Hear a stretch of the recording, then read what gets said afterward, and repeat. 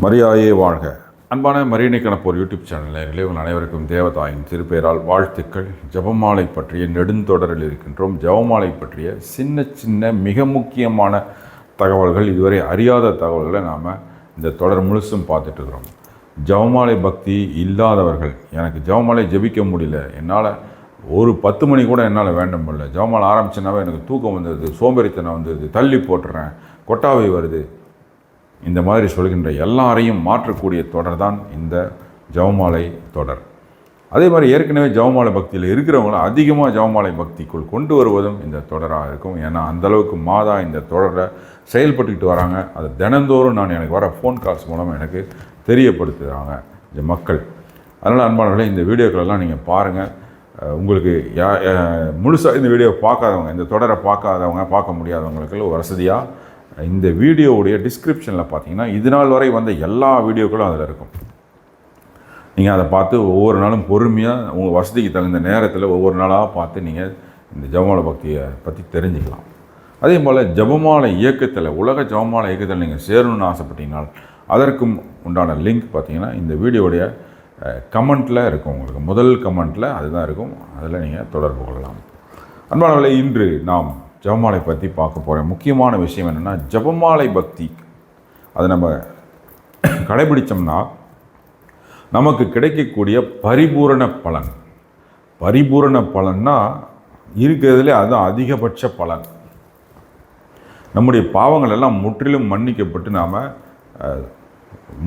நரகத்துக்கோ உத்திரீஸ்வரத்துக்கோ போகாத நிலை நமக்கு கிடைக்கும். அது எப்போனா இந்த ஜபமாலை பக்தி ஜபமாலை செய்கிறப்ப சில கண்டிஷன்களை நாம் நிறைவேற்றுறப்ப அது கிடைக்கும். அந்த மாதிரி ஒரு பரிபூரண பலன் கிடைக்கின்ற ஒரு வழி என்னன்னா, ஸ்தாபகம் செய்யப்பட்ட நற்கருணைக்கு முன்பாக அல்லது நற்கருணை பேழைக்கு முன்பாக 53 மணி ஜபமாலையை ஜபித்தால் நமக்கு பரிபூரண பலன் கிடைக்கும். நான் சொல்கிறேன், நரகத்திற்கோ உத்திரிகை ஸ்தலத்துக்கோ நாம் போகாமல் இருக்க முடியுமா? 3 இடம் நாம் இறந்த பின்னால் போய் ஆகணும். ஏதாச்சும் ஒரு இடத்துக்கு, 3 இடத்துல ஒரு இடத்துக்கு போயிடுவோம். ஒன்று மோட்சம், இன்னொன்று நரகம், இன்னொன்று உத்திரிகை ஸ்தலம். மோட்சம் பிரச்சனையே கிடையாது.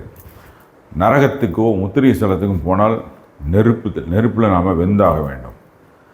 உத்திரிகை ஸ்தலம் போனால் தப்பிச்சிக்கலாம். உலகத்தில் இருக்கவங்க நமக்காக வைக்கின்ற திருப்பலி, நமக்காக செய்யப்படுகின்ற ஜபங்கள், நம்ம பேரில் செய்யப்படுகின்ற தான தர்மங்கள் மூலயமா நாம் மோட்சம் போகலாம். ஆனால் நரகத்துக்கு போனால் மீளவே முடியாது. நித்தியம் நித்தியம் நித்தியம் நரகம் நரகம் நரகம், நெருப்பு நெருப்பு நெருப்பு. இதில் தான் நாம் கடிக்கின்ற பாம்புகளோடும், கொட்டுகின்ற தேளோடும், முகத்தில் பூறுகின்ற பூரானோடும், நண்டுவாக்களிகளோடும், கொடிய விலங்குகளோடும், அரோசிகமான பேய்களோடும் நாம் நெருப்பில் வேக வேண்டி வரும். இந்த துன்பம் நீங்கவே நீங்க. அப்போ ஜபமாலை ஜபித்தால் அந்த மிகப்பெரிய கொடிய நிலையிலிருந்து நம்ம தப்பிச்சு மோசம் போகலாம் இல்லையா? அதுவும் எப்போ ஜபமாலை ஜபிக்கணும்னா, ஸ்தாபகம் செய்யப்பட்ட நற்கருணைக்கு முன்பாக. இப்போ ஆலயத்தில் பார்த்திங்கன்னா நற்கருணை ஸ்தாபகம் செஞ்சு வைப்பாங்க. முதல் வெள்ளியில் அல்லது முதல் சனியில், ஒவ்வொரு கோயிலையும் ஒவ்வொரு மாதிரி இருக்கும். அந்த நேரத்தில் நாம் ஜபமாலை செய்தால் பரிபூரண பலன். அந்த பரிபூரண பலனை பெறுவதற்கு நாம் பாவ சங்கீர்த்தனம் செய்து நற்கருணை உட்கொண்டிருக்க வேண்டும். இந்த கண்டிஷனை, இந்த நிபந்தனையை நாம் நிறைவேற்றினோம்னால் நமக்கு பரிபூரண பலன். நான் ஸ்தாபகம் செய்யப்பட்ட நற்கருணைக்கு முன்னால் நான் ஜபமாலை வேண்டிட்டேன், ஆனால் பாவ சங்கீர்த்தனம் பண்ணல, நற்கருணை வாங்கலைன்னா அந்த பரிபூரண பலன் நமக்கு கிடைக்காது. ஸோ இந்த பரிபூரண பலனை கிடைக்கணும்னா நமக்கு முதல் கண்டிஷன் பாவ சங்கீர்த்தனம் செஞ்சுருக்கிறோம், நற்கருணையை வாங்கியிருக்கணும். அதற்கு பிறகு ஸ்தாபகம் செய்யப்பட்ட நற்கருணைக்கு முன்பாக ஜபமாலை ஜபித்திருக்க வேண்டும்.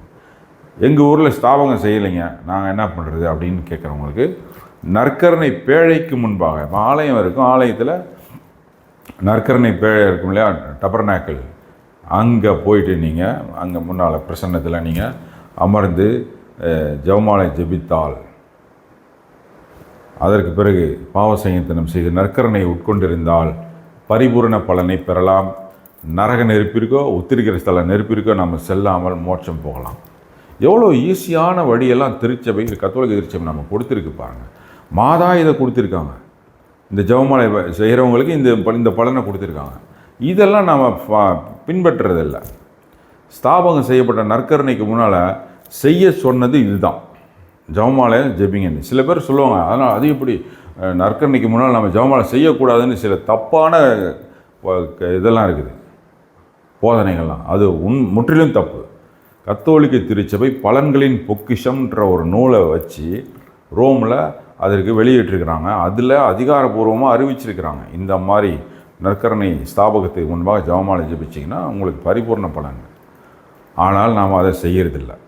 ஆனால் அதுக்கு பதிலாக என்ன செய்கிறோம், நற்கருணையை ஸ்தாபகம் பண்ணி வச்சுட்டு பயங்கரமான சத்தம், ஒரே கூச்சல், அப்படியே ரேப் மியூசிக் போட்டுக்கிட்டு, பயங்கரமான வெஸ்டர்ன் மியூசிக்கை போட்டுக்கிட்டு, கையை தட்டிக்கிட்டு கத்திக்கிட்டு, மிகப்பெரிய நிந்தை அவமானது நற்கருணைக்கு. இந்த மாதிரிலாம் இல்லாமல் இருந்துச்சு. திருச்சபை நமக்கு அறிவுறுத்துறது என்னன்னா, ஜெபமாலை ஜெபிங்க அப்படின்ட்டு நற்கருணை பிரசன்னத்துக்கு முன்னால். ஆனால் திருச்சபை அறிவிக்காமல் எதையோ பார்த்து காப்பி அடித்து நாம் என்ன பண்ணுறோம், யாரையோ பார்த்து காப்பி அடித்து நற்கருணையை ஸ்தாபகம் பண்ணி வச்சுட்டு போடாத குத்தாட்டம், கத்தாத கத்து, கையை தட்டு, எல்லாமே பண்ணிகிட்ருக்கோம். அதுக்கெல்லாம் எந்த பரிபூர்ண பலனும் கிடையாது. கை தட்டுறதுக்கோ சத்தம் போடுறதுக்கோ இன்னும் கத்தி சத்தத்தை உண்டாக்குறதுக்கோ அல்லது ரேப் மியூசிக் போட்டுக்கிட்டு கை தட்டுறதுக்கோ திருச்சபை எங்கேயுமே பலன்களே கொடுக்க கிடையாது, ஞான பலனே கொடுக்க கிடையாது. நீங்கள் ரோமில் கூட விசாரித்து பாருங்கள், கிடையவே கிடையாது. ஆனால் அமைதியாக அமர்ந்து ஜெபமாலை ஜெபிக்கிறப்ப பலனை கொடுக்குது திருச்சபை. மாதா நம்மளை மோட்சத்துக்கு கூட்டிகிட்டு போகிறாங்க, நரகத்திலிருந்தும் உத்திரிஸ்தல வேதனையிலிருந்து மீட்டு. அதனால் அன்பானவர்களே, தயவு செய்து நற்கருணை பேழைக்கு முன்பாக அமைதியாக அமர்ந்து ஜெபமாலை ஜெபிப்போம். அன்பானவர்களே, இந்த வீடியோவை எல்லாருக்கும் ஷேர் செய்யுங்கள். மாதாவுடைய செய்தியை பரப்புகின்ற தூதராக இருக்க உங்களை அன்போடு வேண்டுகிறேன். தேவதாயின் மாசற்ற இதயம் போற்றி வணங்கப்படுவதாக, தேவதாய் என்றென்றும் வாழ்த்தப்படுவார்களாக. நன்றி. மரியாயே வாழ்க.